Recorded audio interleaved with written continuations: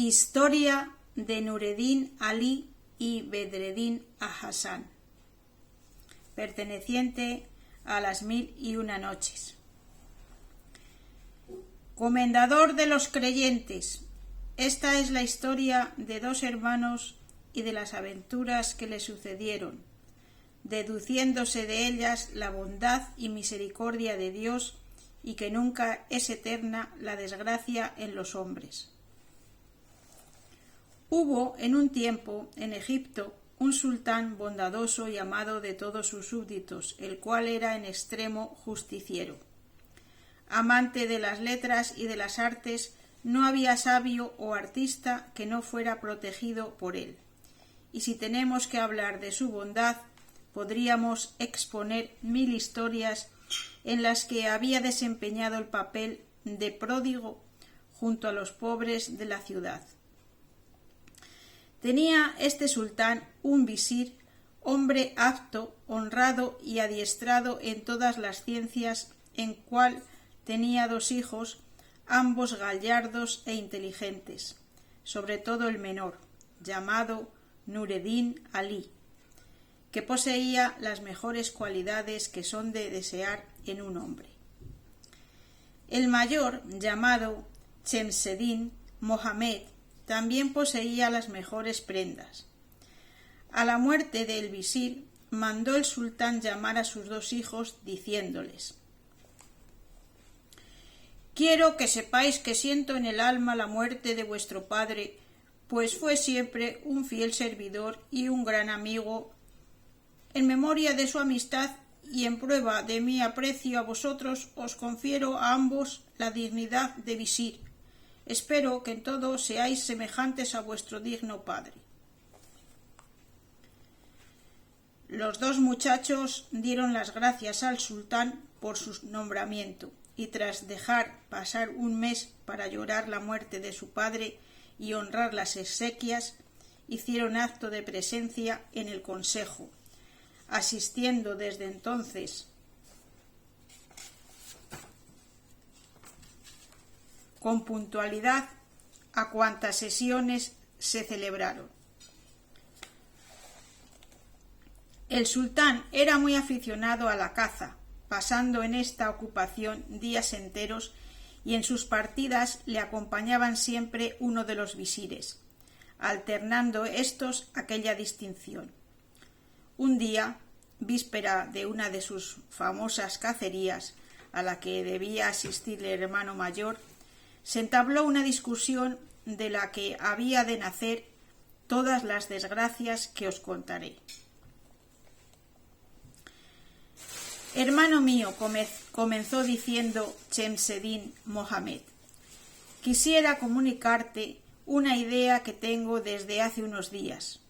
Como los 2 estamos solteros todavía y vivimos tan unidos en todo, ¿por qué no nos casamos en el mismo día? Podríamos escoger a 2 hermanas de cualquiera de las nobles familias de la ciudad, que estarían contentas de emparentar con nosotros. ¿Qué es lo que me respondes?» «Querido hermano, no puedo menos que alabar tu idea, pues es excelente. Puedes desde este momento contar con mi aprobación. Mira, si he pensado en ello, durante las noches de vigilia que ya tengo pensado, que suponiendo que nuestras mujeres dieran a luz en un mismo día y que tuvieras tú un hijo y yo una hija, podríamos casarlos entre sí cuando lleguen a la edad precisa. No puedo menos de manifestarte, querido hermano, que esta idea me gusta en extremo. Así será más fuerte el lazo que nos une y veremos nuestra amistad continuada en nuestros hijos. Pero», añadió tras un rato de cavilación, «si ocurriese todo tal como lo planeamos, ¿exigirías que mi hijo diese una dote a tu hija?» «Claro está, tenemos que cumplir con todos los detalles, y espero que, aparte de lo que la ley ordena, le harías donación de 3000 zequíes, 3 casas y 3 esclavos». «Ah, no, eso no», exclamó Nureddin Ali. «¿Cómo no? ¿No somos hermanos y ambos visires? ¿No tenemos pues el mismo rango? Si eres justo como aparentas, tendrás que convenir conmigo en que el hombre es siempre el que hace regalos de boda a la novia, y cuando el novio es de tu estirpe y la novia de la mía, que es decir, la tuya, más grande es la obligación del novio de hacer un regalo espléndido. Pero lo que ocurre es que tú quieres aumentar tu riqueza casando a tu hijo con mi hija, sin dar nada en cambio, y recibiendo la dote de mi hija. Pero esto no será. Había que ver la cara de los dos hombres, que habiendo comenzado una trivial conversación sobre futuros planes, se enzarzaban en palabras que podrían acabar en reyerta. Tras unos instantes de silencio, Chemseddin, dirigiéndose a su hermano, le dijo: «Quiero que sepas que sin duda has perdido el juicio al compararte conmigo, pues yo soy tu hermano mayor. Y así tienes que saber que, después de tus palabras, pronunciadas con tanta insolencia, no quiero casar a mi hija con tu hijo, aun cuando éste fuera el único varón que quedara en la ciudad. Y si no hubiera de acompañar mañana al sultán de cacería, creo que ya sabría tratarte como mereces. Pero a mi regreso ya volveremos a hablar, aunque con más respeto por tu parte, puesto que soy el hermano mayor». Y diciendo esto, se fue a sus habitaciones, quedando Nureddin Alí en la suya. Al día siguiente, Chemseddin Mohamed se fue de caza con el sultán, dirigiéndose la comitiva en dirección a las pirámides de Cheops, donde pensaban hallar en un oasis cercano abundante caza. Nureddin Alí, que había pasado la noche en vela, rehaciendo en su mente la conversación pasada, consideró que si seguía junto a su hermano podría sobrevenir una pelea que fuera irremediable, por lo que después de ordenar que le ensillaran un caballo y cargaran una mula con sus ropas, joyas y víveres, dijo a sus criados que marchaba por unos días y caminó a través del desierto hacia la Arabia. Al cabo de un mes, debido a la afición del sultán a la caza, regresó Chemseddin Mohamed a su casa, con el ánimo dispuesto a una reconciliación con su hermano, y cuál no sería su sorpresa al notificarle sus criados que Nureddin Alí había partido al día siguiente de irse él de caza, solo con una mula cargada de provisiones y ropas. Chemseddin Mohamed no dudó ni un instante de que él era el causante de tal huida y mandó un hombre para que recorriera el camino de Damasco y averiguara lo sucedido a su hermano. Regresó el correo diciendo que había llegado hasta Alepo, pero que nadie sabía nada de Nureddin Alí, y desde entonces Chemseddin Mohamed enviaba un correo en distinta dirección una vez cada mes. Mientras tanto, a Nureddin Alí, cuando atravesaba el desierto, se le murió la mula en el camino, por lo que tuvo que cargar a su caballo con los fardos y marchar él a pie a su lado, con lo que no avanzaba mucho. Una caravana que iba en dirección a Basora le encontró extenuado de fatiga y medio muerto de hambre, atendiéndole y conduciéndole a la ciudad, donde se separó Nureddin de ellos después de agradecerles su acción. Cuando iba por las calles de la ciudad buscando dónde hospedarse, vio pasar una comitiva de grandes personajes, entre los cuales destacaba un anciano de larga barba y melancólicos ojos, al cual todos los habitantes de la ciudad rendían homenaje, por lo que Nureddin Alí se inclinó como los demás, comprendiendo que era el visir de Basora, que recorría la ciudad para ver si había algo que necesitara de su presencia. Cuando Nureddin alzó los ojos para volver a observar aquella dulce fisonomía, se encontró con que el anciano le estaba observando y sonrió, con lo cual el visir, agradecido y viendo que llevaba traje de viajero, se paró cerca de él y le preguntó de dónde venía y a dónde iba. Gran señor, me llamo Nureddin Ali y he nacido en Egipto, de donde vengo, y mi ruta es cualquiera, mientras sea lejos de mi país, de donde he salido por estar enojado con un pariente mío. Al escuchar estas palabras, el visir le dijo que no siguiera adelante, sino que se quedara en Basora, en donde procuraría hallarle un buen empleo. Acompañó Nureddin al anciano a su palacio, en donde el visir le encargó parte de sus trabajos, con lo que el joven vino a trabajar en el duro empleo de visir, al que ya estaba acostumbrado por haberlo hecho en su país. Halagado el visir de ver lo bien que llevaba el muchacho su responsabilidad, le dijo un día: Nureddin Ali, hijo mío, me alegra ver que llevas tan bien mi trabajo, pues yo no podré vivir mucho más, ya que me hallo muy mal de salud. Te tengo en gran estima y considero que tu llegada a esta ciudad fue providencial, pues tengo una hija muy hermosa a la cual varios señores de esta corte me han pedido para sus hijos, sin que yo hasta ahora haya querido dársela. Ahora comprendo que el cielo te deparaba para esposo de mi hija, la cual te concedo desde ahora. Así también podré declarar al sultán mi señor que te prohijo con este casamiento, con lo que podré suplicarle que te conceda el nombramiento a mi muerte. El nombramiento a mi muerte de visir del reino de Basora, y junto con este cargo te transmitiré todos mis bienes, que son muchos. Enternecido Nureddin Ali con estas palabras, no supo demostrar su agradecimiento, sino arrojándose a sus plantas y diciéndole que él también le amaba como a un padre, por lo que estaba dispuesto a casarse con su hija y hacer así más real este nombre. El visir, con gran alegría, hizo que sus criados preparasen un magnífico banquete, mandando invitar a él a todos los grandes señores de la ciudad, y al estar todos reunidos en el salón de fiestas dirigiéndose a ellos, comenzó así: Dignísimos señores, os he mandado llamar para comunicaros una noticia que he reservado hasta el día de hoy.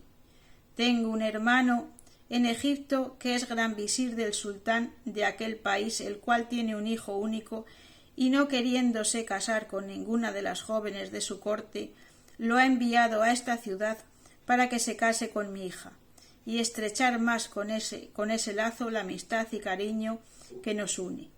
Este joven, a quien a su llegada reconocí como sobrino y a quien ahora considero como yerno, es el que veis a mi lado, llamado Nureddin Ali.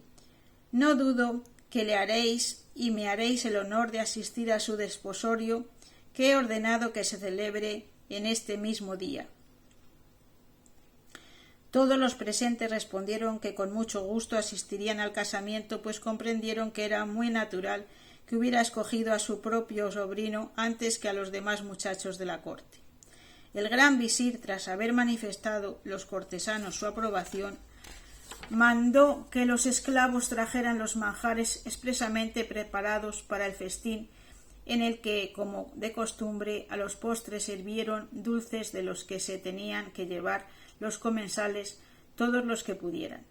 Al final del banquete trajeron el contrato matrimonial, firmándolo tras Nureddin Ali y el visir los principales señores, hecho lo cual se retiraron todos los invitados a sus casas.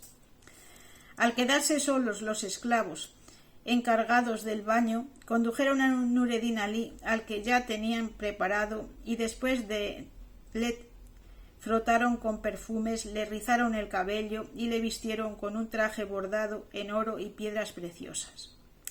Y así vestido y perfumado regresó a presencia del gran visir su suegro. Entonces, quien se maravilló de lo arrogante que era el muchacho, después de sentarse en un gran diván y rogar a Nureddin que lo hiciera a su vez, el gran visir preguntó a este último: Hijo mío, gran contento tengo en que seas en verdad mi hijo, pues siempre ambicioné tener un hombre que me heredase a mi muerte y a quien confiar mi cargo de visir. Ahora ya puedo morir tranquilo. Oh, no, señor, no habéis de morir, pues mi deseo es que podáis vivir muchos años a nuestro lado y veáis a vuestros nietos sentarse en vuestras rodillas. Te agradezco tus buenos deseos, hijo mío, pero se hará tan solo la voluntad de Alá. Y ahora dime, ¿cuál fue el motivo de haberte marchado de tu país? Me contaste quién eras y tu posición en la corte del Cairo, pero nada dijiste sobre la causa de tu marcha. Ahora que ya eres mi hijo adoptivo, debes tener confianza en mí. Y Nureddin Alí le refirió lo sucedido entre su hermano y él, al escuchar lo cual el visir se echó a reír. Pero, amado hijo, ¿cómo es posible que por un casamiento imaginario y unos hijos que no han venido pudierais disputar hasta tal extremo? Me apena que por una causa tan fútil pidieras pelear, pero como dicha causa ha hecho que pudiera ser mi yerno, bendigo al cielo que por caminos tan tortuosos conduce a veces a los hombres para su bien. Pero, hijo mío, ya es tarde y debes retirarte. Mañana te aguardo para hacer tu presentación ante el sultán, del que espero consienta a tu nombramiento como sucesor mío. Y Nureddin Alí se despidió por aquel día de su padre adoptivo.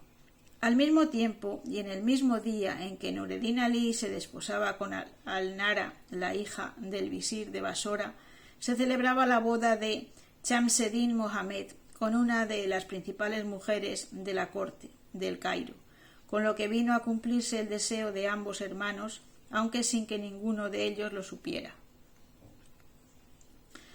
Al cabo de cierto tiempo, la mujer de Shamseddin tuvo una niña y la de Nureddin Alí un niño, ambas en el mismo día, con lo que aumentó más la semejanza con sus antiguos proyectos.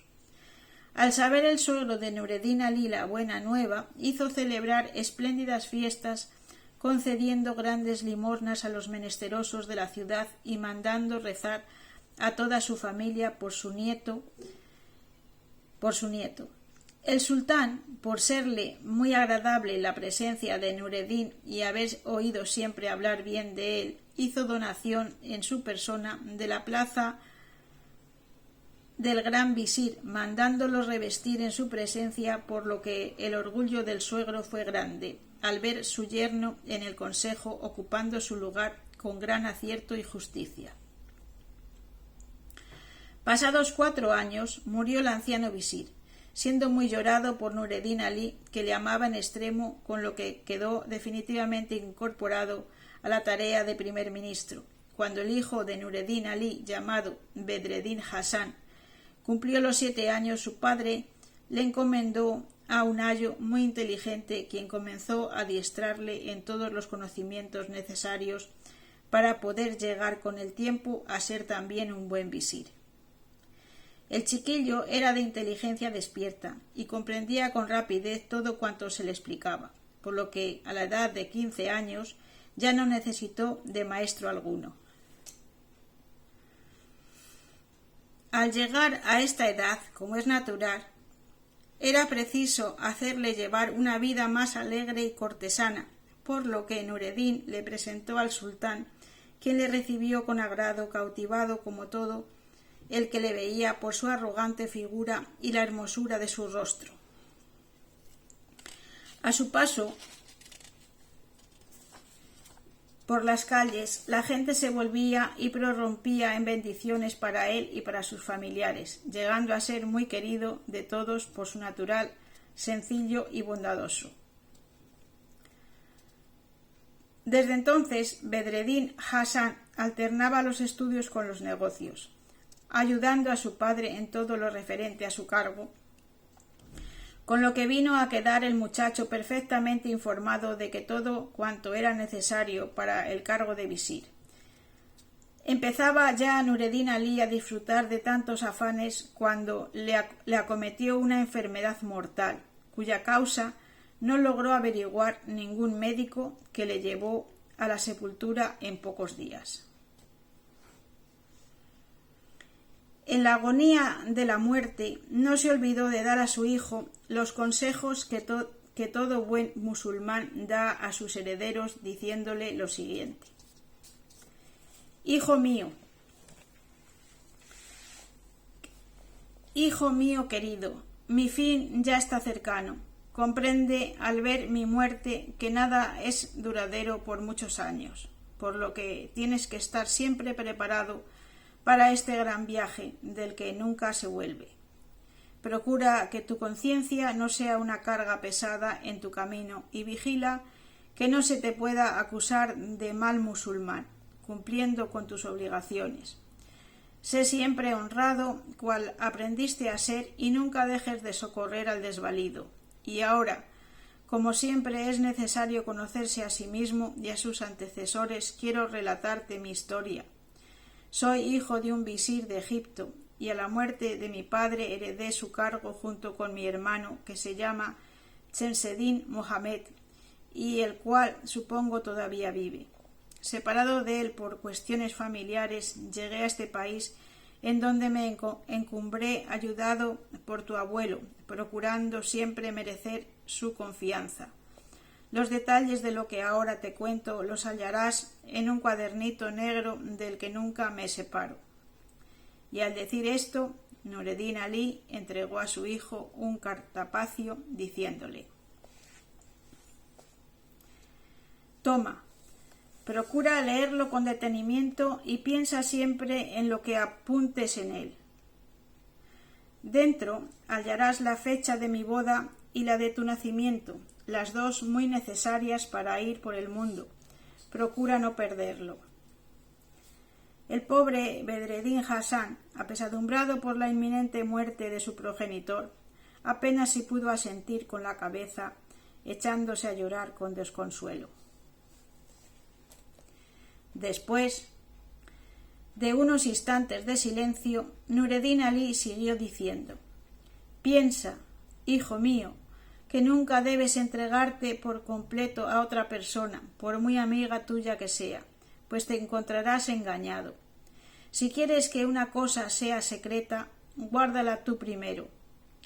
Tampoco debes de abusar de tu fuerza moral o material, pues la gente se volverá contra ti en la medida en que tú lo hagas contra ella. Nunca debes contestar cuando te injurien, pues si guardas silencio, te hallarás casi fuera de peligro. Como debes saber, un poeta dijo que el silencio es la salvaguardia de la vida, por lo que no debemos parecernos cuando hablamos a la lluvia de tormenta, que todo lo destruye, sino a la lluvia menuda y seguida que fecunda los campos. Nadie se ha arrepentido nunca de haber callado a tiempo, y sí, con mucha frecuencia, de haber hablado. Tampoco debes beber vino, pues es cosa prohibida por nuestra religión. Procura siempre ahorrar, no malgastar, aunque no seas tampoco demasiado avaricioso de tus bienes. Si aprendes a gastar cuando es menester, con poco dinero tendrás muchos amigos, pero si al revés gastas en demasía, pronto te hallarás sin amigos y sin dinero. Y Nureddin Ali siguió dando buenos consejos a su hijo, el cual escuchaba con gran atención, prometiendo hacer siempre uso de ellos. Al fin llegó la muerte de improviso, causando así un acerbo dolor a Bedreddin Hassan y a su madre, que oraron por espacio de muchos días. El entierro de Nureddin fue espléndido, tal como correspondía a un gran visir, y a él acudieron todos los nobles y cortesanos de Basora y de sus proximidades, quienes habían sido buenos amigos del difunto. Bedreddin sintió como ninguno de la muerte de su padre, y fue tal su desconsuelo que se encerró en sus habitaciones sin querer salir de ellas durante 2 meses, ni aun para ver al sultán, quien le mandó decir que quería verle, y se enfadó con el muchacho, por creer que era un desprecio a su persona. Así mandó unos soldados a casa de Bedreddin y le llevaron a su presencia, confiscando sus bienes y haciendas. Pero un esclavo que por casualidad había escuchado la terrible orden, fue corriendo a casa de Bedredín, diciéndole entrecortadamente a causa de la carrera: «Huid, señor, huid. En camino están los soldados del sultán, que vienen a prenderos y a confiscar vuestros bienes y hacienda. Huid sin pérdida de tiempo». No quiso averiguar más Bedredín, y cogiendo tan solo un saquito de monedas de oro, lo puso bajo su túnica y salió corriendo, ocultándose el rostro con el extremo del turbante, en dirección a las afueras de la ciudad. Llegada la noche, cansado y soñoliento, no halló mejor lugar donde poder dormir tranquilo que en el cementerio. Y en efecto, allí quedó dormido el pobre Bedredín Hasán sobre la tumba de su padre Nureddin Ali. Apenas haría unos minutos que dormía cuando un genio, que se había señalado aquel cementerio como su residencia para aquella noche, se dio cuenta del joven durmiente y se acercó para verle mejor. Como Bedredín estaba echado de espaldas en la losa, pudo el genio discernir perfectamente los rasgos del muchacho, quedando asombrado de tal hermosura. Tras observarle con admiración, se decidió por fin a efectuar su visita diaria por los alrededores de Basora, y en su viaje se encontró con un hada que regresaba de su también obligatorio paseo. Después de saludarse, el genio dijo dirigiéndose al hada: «Os ruego que bajéis, amiga mía, un instante conmigo al cementerio, pues hay allí un joven de tal grande hermosura que es digno de admiración y alabanza, tanto por vuestra parte como por la mía». Accedió el hada, y al llegar al cementerio y ver al muchacho, prorrumpió en exclamaciones de admiración, diciendo: «No puedo menos de concederos que es un joven de belleza admirable, pero tengo que deciros que hay en el Cairo una joven tan bella o más, con una historia muy interesante que me gustaría contaros. ¿Podéis hacerlo?» «Podéis hacerlo, pues me interesa tal historia», dijo el genio. «Pues bien, tenéis que de saber que el visir del sultán de Egipto se llama Chemseddin Mohamed. Este visir tiene una hija de singular hermosura que ha cumplido ya los 20 años. El sultán, que había oído hablar de su belleza y talento, le dijo un día a su padre: «Chemseddin, me he enterado de que tienes una hija muy bella. Por consiguiente te pido que me la concedas por esposa, pues tanto he oído hablar de ella que ya la quiero sin conocerla. Por otra parte, no la perderás del todo, puesto que podrás verla cuantas veces quieras». Pero a Chemseddin no le hizo mucha gracia la proposición, y así le dijo a su señor: «Oh comendador de los creyentes, no merezco el honor de que vuestra majestad haya pensado en alguien de la familia para hacerla su esposa. Por consiguiente, señor, os ruego que me dispenséis de daros a mi hija, pues tenéis que saber que ya está prometida a un primo suyo desde antes de venir al mundo. Hasta hace pocos días no he sabido que mi hermano ha muerto en Basora con el cargo de visir, honrado de todos, dejando a su hijo sin compromiso. Por consiguiente, como la promesa que hicimos, estoy seguro de que mi hermano la hubiera cumplido a pesar del tiempo transcurrido y de la larga distancia. No quiero ser yo quien la anule. Por consiguiente, suplico a vuestra majestad que no se enfade si insisto en no acceder a tal boda. Otros señores hay en esta corte que os darán a sus hijas de buen grado, tan solo por el honor de emparentar con vuestra majestad».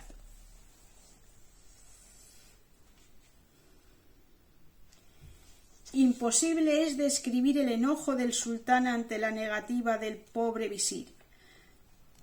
En su arrebato le dijo que, puesto que prefería casar a su hija con un sobrino en vez del sultán, él haría que no tuviera otro marido que el más contrahecho y villano de todos los esclavos.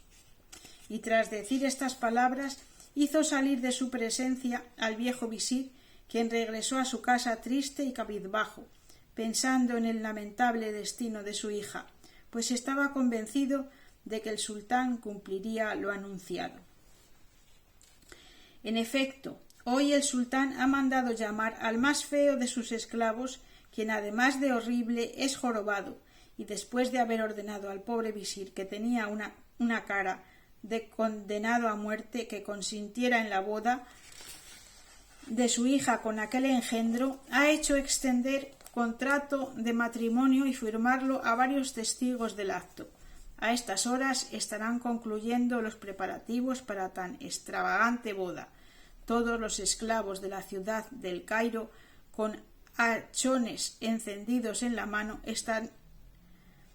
estarán a estas horas ante la puerta de la casa de baños, esperando a que salga el esclavo contrahecho para llevarlo a casa de su esposa, quien ya está peinada y vestida por sus esclavas. Cuando me fui de El Cairo, dolorida por ver tal infortunio, estaba la pobre joven en la sala donde debe conocer a su horrible esposo, rodeada de las damas más principales de la corte y con las galas nunciales. Os aseguro que partía el corazón escuchar sus lamentos y contemplar sus lágrimas, pero su belleza es tanta que a pesar de su dolor es imposible mirarla sin embelesarse.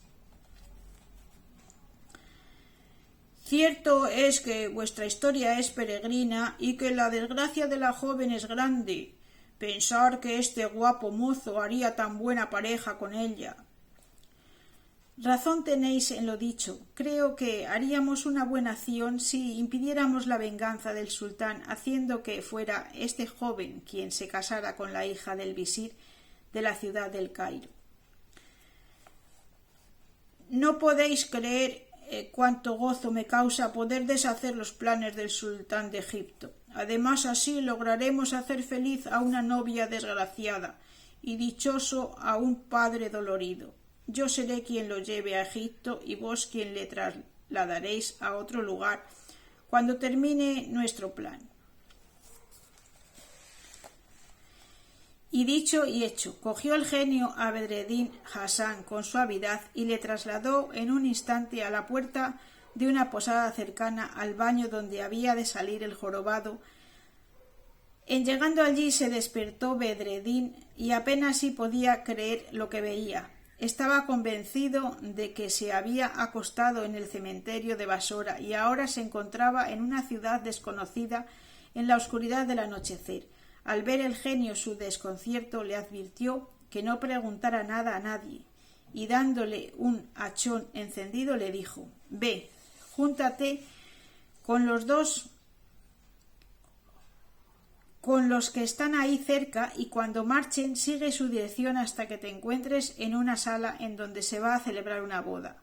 El novio es un jorobado feísimo, por lo que te será fácil reconocerle.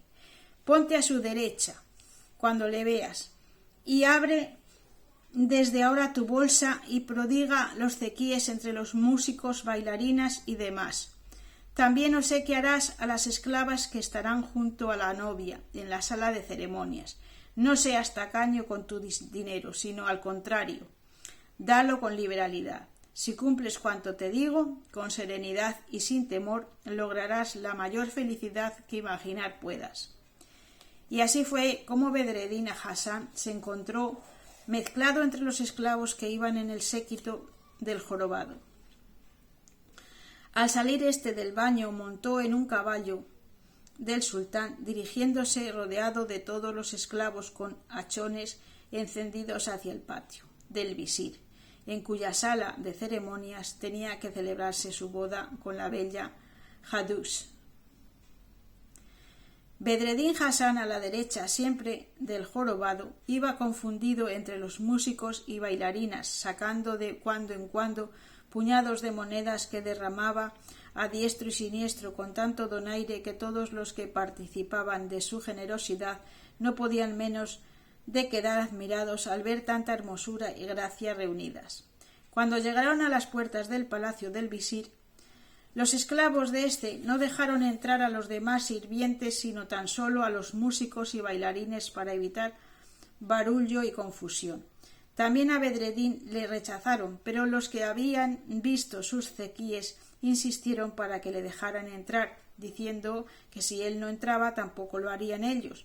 Pues bien, a las claras se veía que no era un esclavo, sino que debería ser un extranjero que, curioso de ver ceremonia de tal esplendor, se había agregado al cortejo, y al decir esto le abrieron paso, consiguiendo entrar todos juntos en palacio. Y tras entregar su hacha a un esclavo del visir, le hicieron sentar a la derecha del jorobado, quien estaba sobre un improvisado trono, vestido con un traje lleno de piedras preciosas y collares, causando tanta riqueza en su contrahecho cuerpo, más risa que admiración.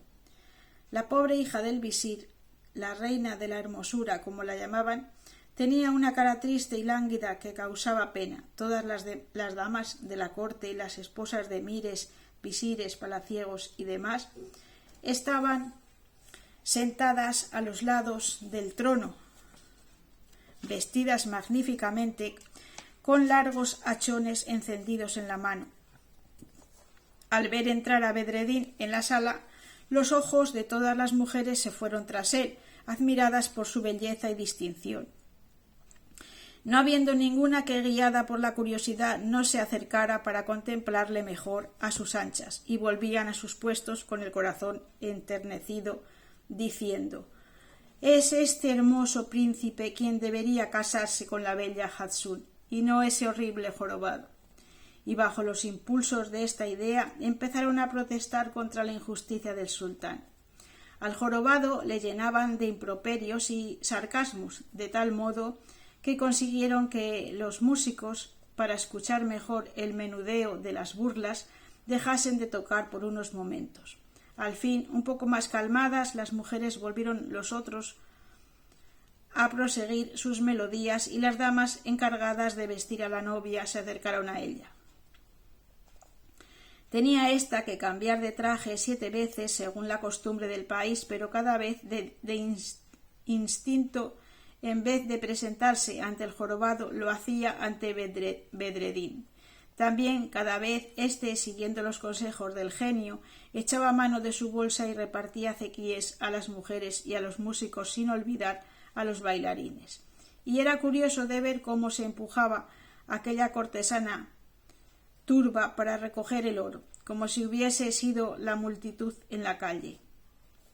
Cuando hubo terminado el desfile de vestidos, se celebró la boda, pero el genio había tenido la precaución de cambiar, por arte de magia, los nombres en el contrato de boda del jorobado, sustituyendo el nombre de Bedredín al de aquel, de tal modo que, sin darse cuenta, había casado a la princesa con el hermoso mancebo.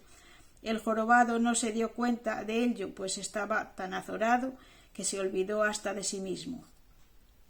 Se despidió el cortejo y la esposa de Bedredín se retiró a sus habitaciones, quedando en la antesala éste y el jorobado. El príncipe, ante las airadas protestas del que se creía ser el auténtico marido, se disponía a retirarse cuando entró en la sala el genio en forma de un enorme gato negro y comenzó a maullar siniestramente.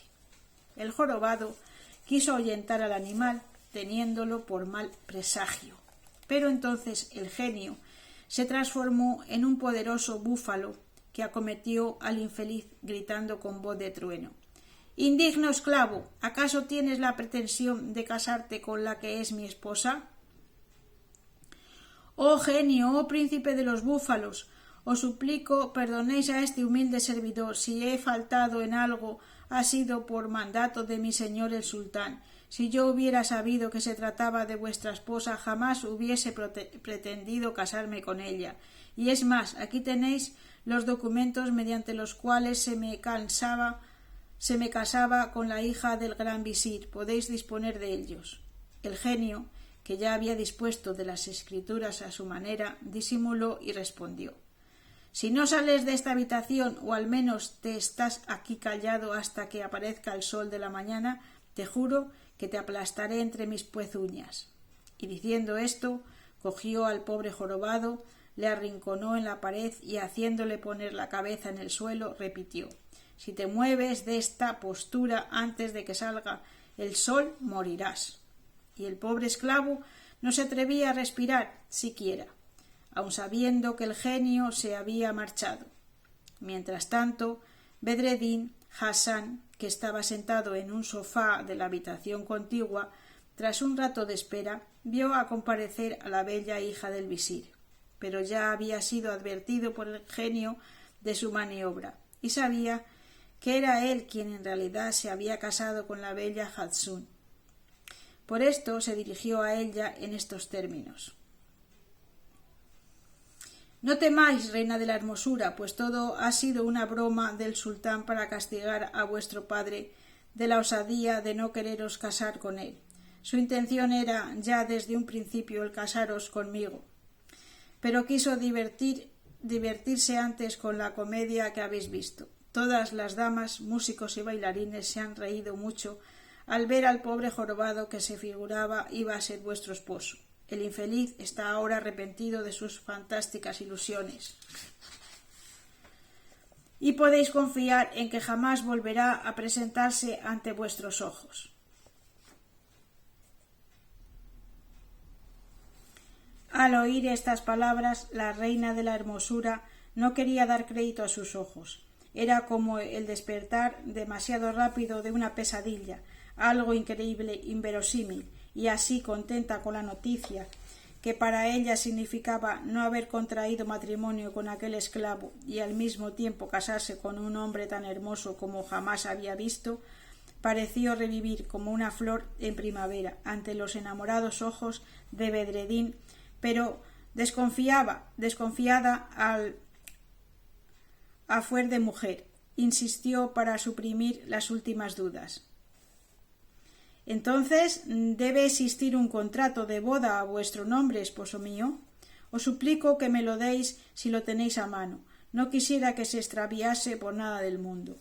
«En el acto os complaceré, señora», contestó el joven, y pasó a la sala de ceremonias donde estaba el jorobado, de cara a la pared y con la cabeza apoyada en el suelo. Tenía a sus pies los documentos cambiados por el genio, y Bedreddin, sin decir una sola palabra, los recogió al instante y fue a entregárselos a la princesa. Apenas la luz de la aurora despuntaba en el horizonte, el genio y el hada, antes de que el sol alumbrara la ciudad, cogieron a Bedreddin sin que se despertara y con las mismas ropas en que se hallaban durmiendo, le dejaron a las puertas de la ciudad de Damasco tras unos minutos de corto vuelo. Al abrirse las puertas de la villa, la gente que por ir a sus quehaceres en las afueras madrugaba, se encontró al muchacho durmiendo en el suelo. El asombro de Bedreddin no fue menor que el de los que le veían, pues al despertar y ver tanta gente rodeándole, creyó ser víctima de alguna banda de ladrones, por lo que les pidió le explicaran lo que querían de él y la razón de estar en las puertas de la ciudad. Un anciano con cariñosa voz le explicó que aquella era la ciudad de Damasco y que nada sabían ellos del por qué se hallaba un hombre joven durmiendo ante la puerta de la ciudad. Suponían todos que sería a causa de alguna cena entre amigos, después de la cual, y ya en su casa, durmiendo, se hubiera levantado sonámbulo y dirigido sin darse cuenta hacia la puerta a cuyo pie se quedó dormido. «¿En Damasco?», exclamó asombrado Bedreddin. «No creo, anciano, que a vuestra edad estén bien las burlas. Anoche, al acostarme, lo hice en el Cairo. Por consiguiente, ¿queréis decirme qué hago yo al amanecer en Damasco?» Todos los presentes, afligidos por tal exceso de locura, como ellos suponían, empezaron a murmurar entre ellos, aportando cada cual razones que creían ser a cual más verdadera. Al ver Bedreddin que se reían de él, siguió diciendo: «No es sólo eso, señores, sino que además ayer estuve todo el día en Basora, de donde por la noche fui trasladado a El Cairo y ahora me hallo aquí». A estas palabras del muchacho las risas fueron ya estruendosas. Nadie podía ni pensar que dijera la verdad, sino que estaban convencidos de que estaba loco, o bien bajo el influjo del sueño pasado. Con esta idea, el mismo anciano le dijo: «Hijo mío, todo lo que estás diciendo me demuestra que has tenido un sueño agitado a causa, quizá, de la embriaguez. Procura olvidarte de tu estancia en Basora y en el Cairo». «Yo sé que es cierto lo que digo», repuso el joven, enfadado ya, «y si no, decidme cómo es posible que, estando por la noche en Basora, durmiendo sobre la tumba de mi padre, me hallara de repente en el Cairo, me casara con una mujer bellísima, la viera desfilar ante mí 7 veces cada una con diferente vestido, viera a un jorobado feísimo con quien quería casar a mi esposa, y que al fin me halle aquí sin vestido, sin turbante y sin mi bolsa de cequíes que me llevé de mi casa de Basora antes de huir». A cada nueva explicación del pobre Bedreddin, mayores eran las risas de los que le rodeaban, exclamando todos cuando terminó: «¡Está loco! ¡Está loco!». A los gritos de los presentes se añadieron más transeúntes. Las mujeres se asomaron a los balcones, los chiquillos salieron a las puertas y todos voceaban que estaba loco, sin saber quién era el tal ni haberle visto. El muchacho, acorralado por las voces, se echó a correr en dirección a las calles principales, en donde entró en una pastelería que abría en aquellos instantes su dueño. Como aquel pastelero había sido hacía muchos años capitán de bandoleros y tenía muy mal carácter, los que voceaban y seguían a Bedreddin por las calles se retiraron al verle entrar en dicha tienda, con lo que quedaron a solas Bedreddin y el pastelero. Este entonces le hizo preguntas sobre quién era y qué le había traído a su casa en tal estado. Bedreddin Hassan, confiando en él, le contó toda su historia, desde la muerte de su padre hasta su llegada a Damasco, sin darse cuenta. Después de escucharla con suma atención, el pastelero le dijo: «Os creo cuando me afirmáis que es cierto lo que me habéis contado, a pesar de ser vuestra historia por demás extravagante, pero no confiéis a nadie más lo que acabáis de decirme, pues nunca se saben dónde están los enemigos. Si queréis quedaros conmigo mientras no se digna el cielo devolveros a vuestra esposa, yo os enseñaré el oficio y podréis heredar mi tienda a mi muerte. Y si os prohijo, nadie de la ciudad se atreverá a haceros el menor daño». A pesar de que no honraba nada el ser hijo adoptivo de un pastelero, al legítimo hijo del gran visir, Bedreddin consintió en ello por ser el único camino que le quedaba si quería continuar viviendo. Así fue como el pastelero tuvo un hijo y Bedreddin una casa y un oficio con el que ganarse la vida. Mientras tanto, aquella misma mañana, la bella Haddoush se despertó y, al no ver a su esposo a su lado, pensó que se había levantado sin querer despertarla, por lo que aguardó su vuelta con toda tranquilidad y confianza. Cuando el padre llegó a visitar a su hija, dadas ya las 9 de la mañana, la llamó con voz triste y dolorida, pues no podía menos de pensar en el escarnio que le había hecho el sultán al casar a su única hija con un esclavo jorobado. Pero al verla contenta y sonriente, arreglada con su traje más suntuoso, salir a besarle la mano, el pobre visir, que esperaba hallarla en medio de un mar de lágrimas, no pudo menos de quedar asombrado. «Hija mía, ¿cómo es posible que estés contenta después de tu boda con aquel monstruo del infierno? ¿Cómo puedes estar contenta en un día tan aciago como este? Señor y padre mío, no os mostréis enojado con vuestra hija por haber hallado la felicidad. Tenéis que saber que no me casé con el horrible jorobado, sino con un joven apuesto y elegantísimo, el cual es mi verdadero marido». «¿Estás loca? ¿Cómo puedes decir tales tonterías? ¿No está aquí el jorobado?» «No, señor, ni vino tampoco anoche. Tan solo he visto al hermoso marido de quien os hablo, que tiene ojos rasgados y grandes cejas negras. No te consiento que te burles de mi paciencia. Retira ahora mismo estas palabras, si no quieres que pierda el poco juicio que me queda desde la gran tragedia de ayer tarde. No puedo volver atrás en mis palabras, querido padre, puesto que son fiel reflejo de la verdad. Ayer me presenté delante de él con mis mejores vestidos, y el jorobado, que también estaba, desapareció junto con los demás, y tan solo quedó el guapo y joven de quien os hablo, quien dijo que era mi marido y me enseñó unos papeles que yo guardo, en los que consta como tal. Según dijo, era todo una broma del sultán, que quiso castigaros por vuestra desobediencia. En cuanto al jorobado, no creo que esté muy lejos de palacio. Enfurecido salió el visir de la habitación de su hija, hallando al jorobado en la misma posición que lo había dejado el genio, y al verle así le preguntó: ¿Qué es lo que estás haciendo en esta postura? ¿Quién te ha puesto ahí? Sí. A lo que contestó el desdichado jorobado: ¿Sois vos acaso el padre de la esposa del rey de los búfalos? Pues sabed que no quiero saber nada más con vos ni con vuestra hija, y que apenas salga el sol me marcho corriendo de este palacio y de sus alrededores. ¿Qué os habéis creído? ¿Burlarse así de mí? Atónito quedó el viejo visir, quien apenas pudo tartajear. ¿Qué es lo que estáis diciendo de un búfalo y de mi hija y de mi palacio? Que ayer noche, cuando me disponía a entrar en las habitaciones de vuestra hija, se me apareció un gato negro que se hizo muy grande, transformándose luego en un búfalo gigantesco, quien me dijo que era el desposo de vuestra hija, y que no quería que me volviera de esta posición hasta salir el sol.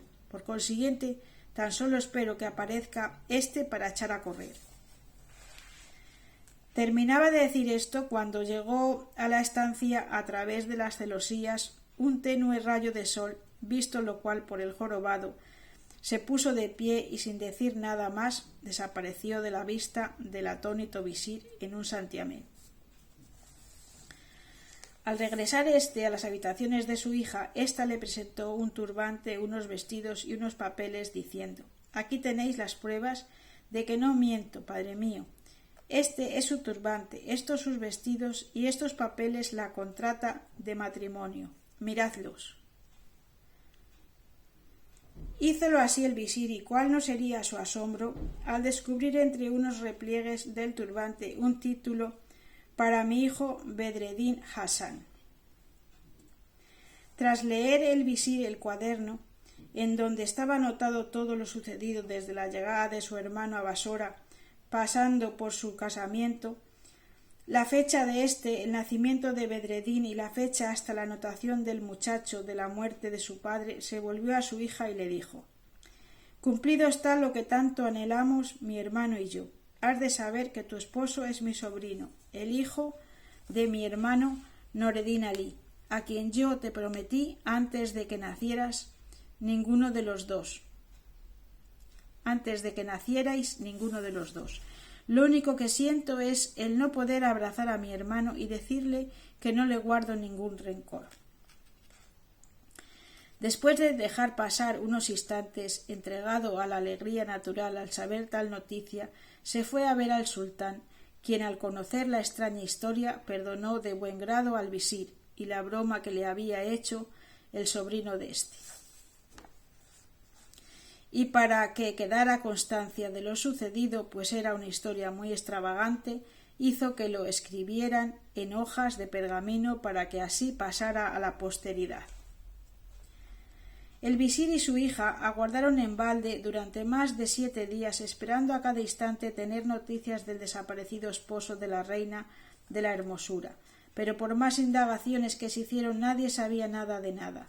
Entonces el visir mandó envolver todo lo que se dejara Bedreddin tras él, e hizo una descripción de la sala nuncial y de los muebles que ésta contenía en el libro de notas de Nureddin Alí, colocando luego en el paquete que guardó bajo llave. Cuando pasado el tiempo nació el hijo de Bedreddin y Haddus, le puso su abuelo de nombre Agib. Al llegar el niño a 7 años de edad, fue enviado Agib a la escuela con 2 esclavos encargados de acompañarle a la ida y a la vuelta. Como los compañeros del niño eran de menor categoría, todos le saludaban y le tenían más miramiento, por lo que el chiquillo se hizo en un todo insoportable, dominando siempre a sus compañeros, exigiendo que en todo hiciese su voluntad, y el que no le obedecía tenía que escuchar 1000 insultos. Tan insoportable llegó a hacerse que el maestro mismo aleccionó a los chiquillos de cómo tenían que tratarle para hacerle perder el orgullo. Les hizo prometer que al día siguiente, cuando Agib quisiera jugar con ellos, le rodeasen todos y uno propusiera en voz alta: «Propongo un nuevo juego. Todo el que quiera jugar tendrá que decir el nombre de sus padres y el suyo. Los que no puedan decirlo, por no tenerlos, no dejaremos que jueguen». Y en efecto, al día siguiente, todo se realizó tal y como lo habían dispuesto. Cuando le llegó el turno a Agib, éste dijo: «Me llamo Agib, mi padre es el visir Chemseddin Mohamed y mi madre la reina de la hermosura». Al oír esto, todos los niños respondieron que no era posible aquello, puesto que el visir era su abuelo, no su padre. Airado respondió Agib negando tal cosa, pero al ver que todos lo afirmaban, corrió junto al maestro preguntándole: «Señor maestro, ¿es verdad que el visir es mi abuelo, como dicen los muchachos?». «Cierto, Agib, el visir Chemseddin Mohamed es tu abuelo, el padre de tu madre, la bella Hadush. Tu padre ignoramos quién pueda ser, pero se asegura que es un genio. Dura es la lección, Agib, pero tan solo así aprenderás a no ser orgulloso con tus compañeros humildes». Llorando con gran emoción, regresó Agib a su casa. Echándose en los brazos de su madre, apenas llegó diciéndole con voz entrecortada por los sollozos: «Madre, en el colegio me han dicho que yo no soy hijo del visir, sino de un genio. ¿Quién es mi padre? ¿Por qué no está aquí para hacerlos callar? Mucho siento decirte, hijo querido, que tu padre hace muchos años que se fue de mi lado y todavía no ha vuelto. Ignoro si ha muerto o todavía vive». Y diciendo esto se echó a llorar también, pensando en los largos años pasados en ausencia de Bedreddin. Estando madre e hijo asumidos en el llanto, llegó el visir, quien, al enterarse de lo sucedido, se emocionó también. Pero tras larga meditación decidió pedir al sultán permiso para marchar a las provincias del este, en particular a Basora, para ir en busca de su sobrino Bedreddin Hasán y así hacer cesar el rumor de que un genio fuese el padre de su nieto. El sultán no sólo le dio el permiso, sino que le entregó un pliego con su sello en el que se decía que concediera al visir toda clase de atenciones y le complaciera en lo que pidiera.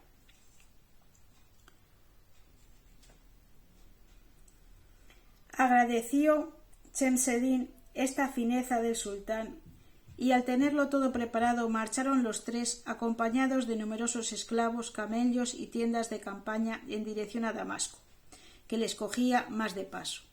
En llegando a una pradera cercana a la ciudad, acamparon y levantaron las tiendas, con el propósito de permanecer 2 días en los alrededores para poder llevar a cabo sus pesquisas. Agib, quien se moría de curiosidad de ver aquella ciudad tan nombrada por la belleza de sus calles y riqueza de sus moradores, pidió permiso a su madre para ir a visitarla, concediéndoselo ésta de buen grado, y así partió Agib acompañado de un eunuco negro, que era el que siempre iba con él a todas partes y cuidaba de que nada malo le sucediera. Al paso del pequeño Agib, la gente, asombrada de ver un niño tan hermoso, se asomaba a la calle y le dejaba paso echando 1000 bendiciones a sus padres. Y así llegaron a la tienda de Bedreddin Hasán, que éste regentaba bajo el nombre de Hasán, causando tal trastorno en la vista de Agib que no pudo dominarse y le dijo: «Permitidme, señor, que os invite a penetrar en mi tienda y gustar lo que queráis de ella, para que así pueda yo estaros contemplando». y al decir esto sus ojos estaban llenos de lágrimas que ni él mismo sabía que derramaba, pues no podía sospechar que aquel chiquillo que ante él estaba fuera su hijo. Este, conmovido sin saber tampoco el porqué, quiso aceptar tan gentil invitación, pero el eunuco dijo que no era digno del nieto de un visir entrar en una tienda cualquiera y ponerse a comer dulces como si fuera hijo de un comerciante. Pero tanto y tan bien insistió Bedredín y tantas ganas tenía Agib de comer dulces que al fin consintió el eunuco y penetraron los dos en la tienda, donde comieron tantos dulces como quisieron, sobre todo unos de crema, salpicados de granada y azúcar, que consideraron inmejorables. Al comprender que ya no podían más, ordenó el eunuco iniciar la marcha al campamento, siendo seguidos de lejos por Bedredín, quien quiso averiguar algo más sobre aquel pequeño que tan hechizado le tenía. Así pudo ver que penetraban en un campamento de ricas tiendas alrededor del cual había gran cantidad de camellos y mulas de carga, amén de un sinfín de cosas necesarias para un largo viaje.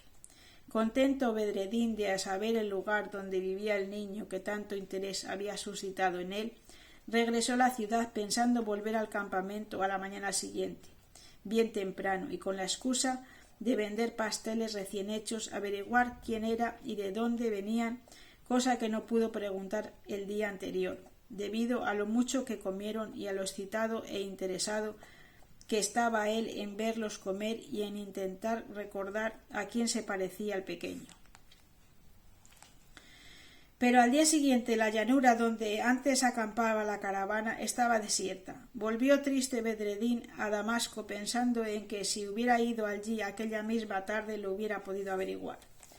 Por su parte, Chemseddin Mohamed, tras el descanso de 3 días en Damasco, partió en dirección a Emesa.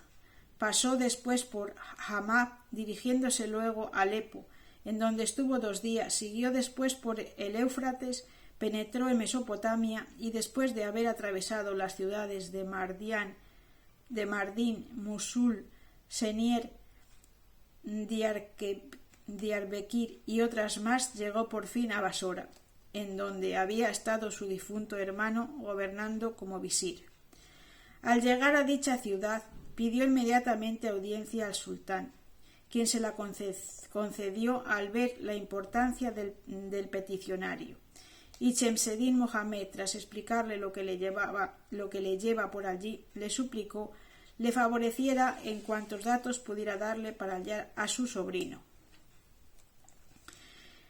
Nada puedo deciros sobre la desaparición de vuestro sobrino, lo cual siento de veras, pero éste desapareció a raíz de la muerte de su padre.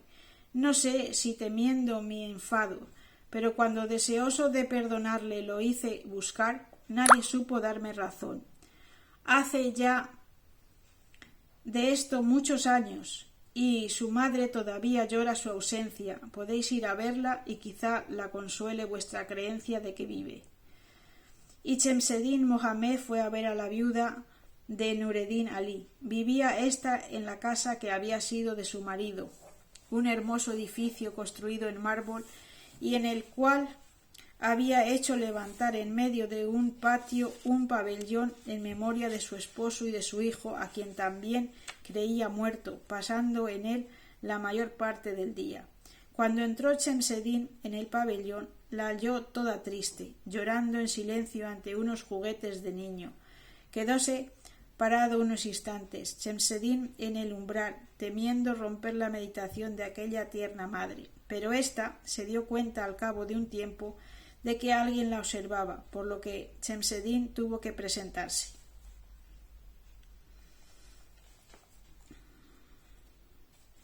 Permitidme, digna señora, que me presente. Soy Chemseddin Mohamed, visir de El Cairo, hermano de vuestro difunto esposo y cuñado vuestro. Os suplico perdonéis mi atrevimiento por veniros a ver sin pediros antes audiencia, pero era tanto mi interés en hablaros que no pude esperar vuestra respuesta. Y a continuación le explicó lo sucedido desde la marcha de su hermano de su ciudad natal hasta la llegada de Bedredín, su sobrino, la noche de la boda de su hija, con la consiguiente desaparición y la razón de su llegada a Basora. Cuando hubo terminado, le presentó a Agib y a su madre, la bella Hadush, a quienes abrazó la viuda de Uredín Alí con alegría y regocijo. Sobre todo, no dejaba de dar besos al pequeño, quien correspondía a ellos muy contento. Tras unos días en los que se hicieron preparativos de viaje y después de despedirse, Chemseddin Mohamed del sultán de Basora, partieron todos en larga y rica caravana en busca del esposo, padre, hijo y sobrino, todo en un solo hombre que habían perdido. Después de muchos días de viaje y tras haber investigado en todas las poblaciones que encontraban a su paso, volvieron a pasar por la ciudad de Damasco, ante la cual acamparon las tiendas en la misma llanura de la otra vez, decidiendo Chemseddin dar un descanso de 3 días a los conductores y a las bestias, pues venían todos muy cansados de tan largo caminar.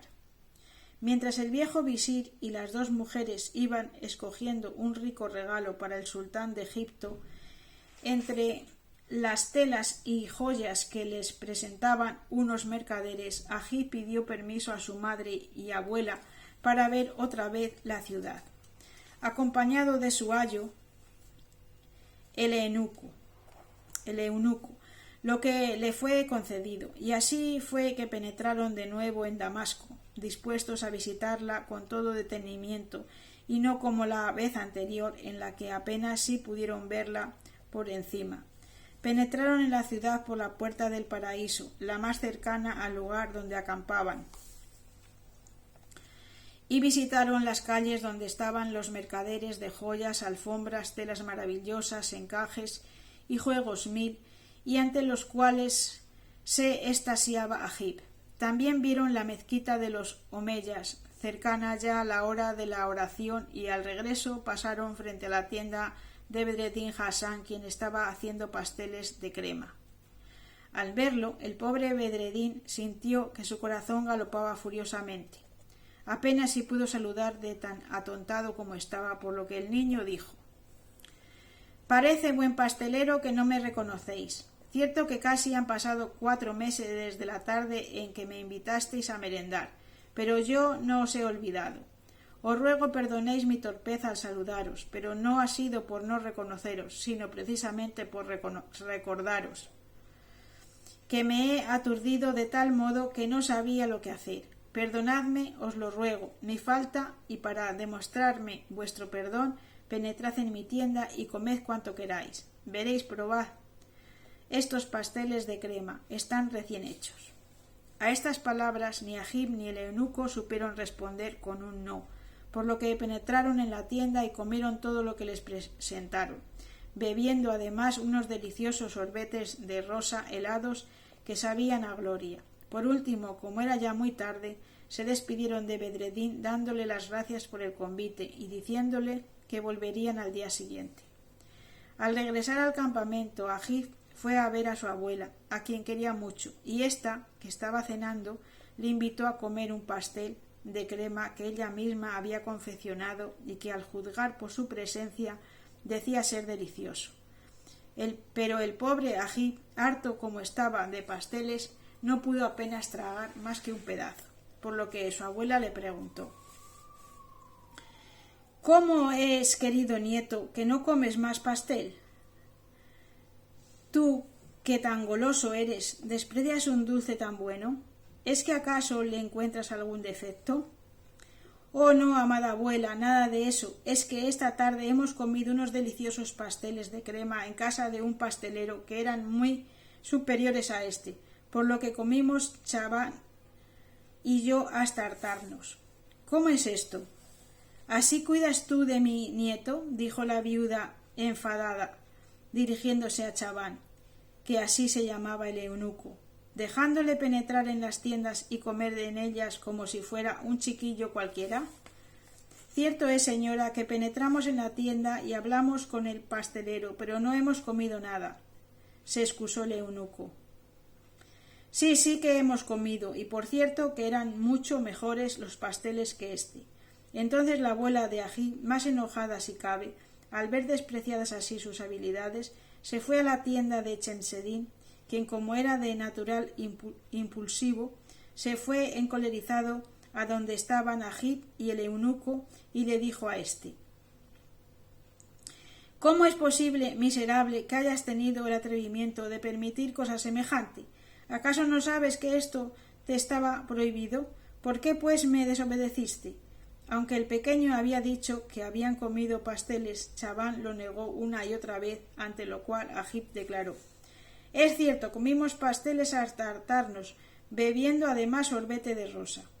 Como el esclavo volviese a jurar y perjurar que era mentira lo que decía el niño, Chemsedin Mohamed, conociendo que mentía, le hizo dar latigazos hasta que confesó, diciendo que era verdad que habían comido pasteles hasta hartarse, pero que la causa de que no quisiera comer más entonces era debido a que no eran tan buenos como los del pastelero. La madre de Bedredín, al oír esto, creyó que el esclavo lo decía tan solo para molestarla, por lo que le encargó que fuera a comprar uno al tal pastelero, pues quería probarlos ella misma. Obedeció el eunuco y, en llegando a la tienda de Bedrín, le dijo: Me envía una de las mujeres de la casa de mi señor, para que me vendas uno de tus pasteles, pues quiere probarlos. Bedredín le dio uno de los que en aquel momento sacaba del horno, diciéndole que con seguridad lo tenía que hallar bueno. Bedredín le dio uno de los que en aquel momento sacaba del horno, diciéndole que con seguridad lo tenía que hallar bueno la tal dama, puesto que tan solo él y su madre sabían hacerlos igual. Partió al punto el eunuco con el pastel en dirección al campamento, presentándolo a la viuda de Nureddin, la que comenzó a comer con gran avidez. Pero apenas lo hubo probado, dio un grito y cayó desmayada en el diván. Acudieron todos a socorrerla, y al volver en sí de su desmayo, prorrumpió la buena mujer en sincero llanto, diciendo: Es mi hijo, mi querido hijo, Bedredín, quien ha hecho este pastel. No creyendo en la realidad de tales palabras, el viejo Chemsedin la interrogó: ¿Cómo es posible que sepáis que vuestro hijo que es vuestro hijo quien ha hecho el pastel? Tan solo comprobarlo. ¿No creéis que puede haber un pastelero que los haga tan buenos o mejores que él? Sí, es cierto, tan buenos o mejores, pero no tal como está hecho este, pues tiene una fórmula secreta que nadie sino él y yo poseemos. Siendo así, no puedo dudar de que sea él quien lo haya hecho. El visir, más prudente y menos confiado que la vieja dama, mandó a 50 esclavos que siguieran a Chabán hasta la tienda del pastelero, diciéndoles que primero preguntasen por quién hizo el pastel de crema que les habían vendido. Si la respuesta era que lo había hecho él, tenían que amordazarlo, atarlo y llevarlo al campamento, rompiendo todos sus utensilios de pastelero. Así fue hecho, todo lo cual lo había mandado el visir, regresando los criados con el pobre Bedredín, quien no salía de su asombro al no comprender la causa de tales desmanes. Fue inútil que preguntara, pues a todas sus preguntas le respondían: Tenemos orden de llevaros con nosotros a quien haya hecho el pastel de crema que vendiste a este esclavo esta misma tarde. No sabemos más. Al llegar al campamento fue llevado a presencia de Chemsedin Mohamed, quien le preguntó: ¿Eres tú el desgraciado que ha hecho el pastel que mandé ir a buscar a tu casa por mi eunuco? Contesta. Oh gran señor, tengo que confesar que fui yo mismo el que lo hizo, pero no consiguió comprender pero no consigo comprender que esto sea un delito. Siempre se han hecho pasteles de crema y no creo que a nadie le hayan castigado por ello, con todo y siendo mucho más malos que los míos. ¡Atrevido! ¿Cómo te atreves a hablar así de tu habilidad si apenas sabes hacer pasteles? Lleváoslo y encerradlo en una jaula donde pasará la noche. Lleváronse al desgraciado Bedredín y el visir penetró en el aposento en donde las dos mujeres emocionadas se abrazaban de dicha, pues habían reconocido en el humilde pastelero a su hijo y marido. Y así fue como emprendieron viaje en dirección a El Cairo, a donde llegaron después de varios días. Durante un descanso que hicieron a la mitad del camino, fue sacado Bedredín de su jaula y llevado a presencia del visir, quien dijo a un carpintero delante del pobre muchacho: «Ves, coge madera bien resistente y levanta una horca. Tiene que estar para esta noche». El susto de Bedredín era mayúsculo, no acertando a pronunciar palabra, pero Chemsedín, dirigiéndose a él, le habló muy enfadado, diciéndole: «Así aprenderán todos los pasteleros del mundo con tu castigo, como han de hacer los pasteles de crema. Así no volverá nadie a cometer el horrible crimen de no poner pimienta en un pastel de crema». «¿Cómo, señor? ¿Pimienta habéis dicho? ¿Pimienta en un pastel de crema? ¿Y es por una tontería así que nadie ha oído decir jamás por lo que me queréis colgar? Alabado sea el cielo y todos los profetas».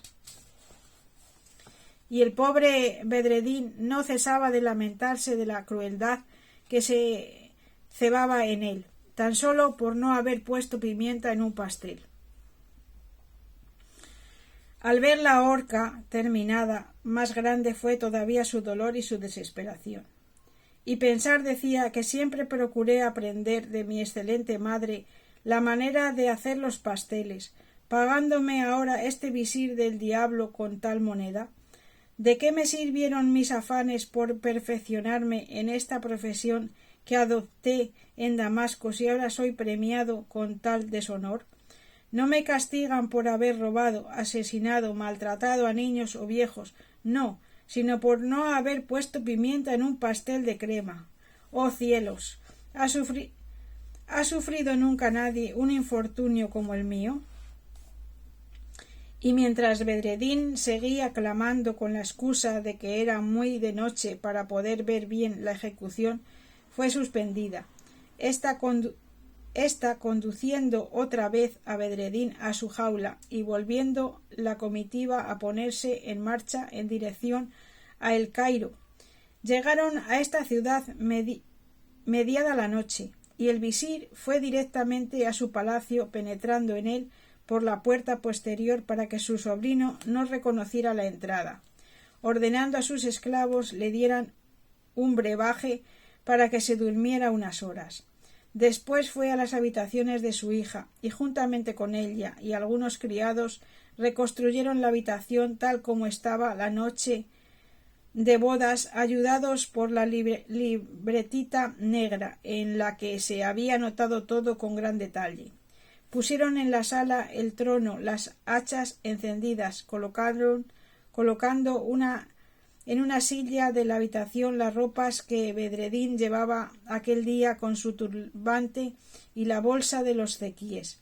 Preparado todo, Chemsedín hizo que su hija se acostara, diciéndole: «Acuéstate, hija mía, y cuando Bedredín penetre en la habitación, dile con voz adormilada que ha estado mucho tiempo fuera, por lo que debe regresar junto a ti. Mañana verás cómo nos reímos y él también de todo lo sucedido». Mientras tanto, los criados habían trasladado a la sala al dormido Bedredín, quien tras una hora de dormir se despertó extrañándose de hallarse en la sala que recordaba con gran asombro era la misma en donde había celebrado una boda quitándole la novia a un jorobado. Al acercarse a la puerta de la alcoba, vio con asombro que en una silla estaba su vestido, el que llevaba en tal noche, su turbante y su dinero, y en el lecho nupcial se hallaba la hermosa mujer que era su esposa. Ésta, que se había divertido mucho al ver la sorpresa de su marido, le dijo tal y como le había dicho su padre: «Amado esposo, ¿qué hacéis a estas horas de la mañana levantado? Regresad a vuestro lecho y descansad, pues mañana os espera un día muy agotador». No podía creer Bedredín que todo lo que le había sucedido en Damasco durante 10 años fuera producto de un sueño, por lo que interrogó a su esposa, quien le aseguró que por lo menos aquella noche no había estado en Damasco, en lo que no decía mentira. El pobre Bedredín, contento de que todo lo que le había sucedido últimamente quedara relegado a la categoría de sueño, explicó a su esposa todos los lances divertidos o desgraciados de su pesadilla, como él creía que era, con lo cual gozaron los dos, aunque por diferentes causas. Pero en medio de su relato apareció en la habitación el visir Chemseddin, quien, deseoso de saludarle, no había podido esperar a que fuera más avanzado el día. Bedredín, al reconocerle como a su verdugo, al hombre que le quería matar por no haber puesto pimienta a un pastel de crema, palideció, pero el visir se echó a reír y, explicándole que aquella noche habían sucedido cosas misteriosas, siendo posible su boda con su hija debido a la intervención de un genio, lo cual confirmó Bedredín.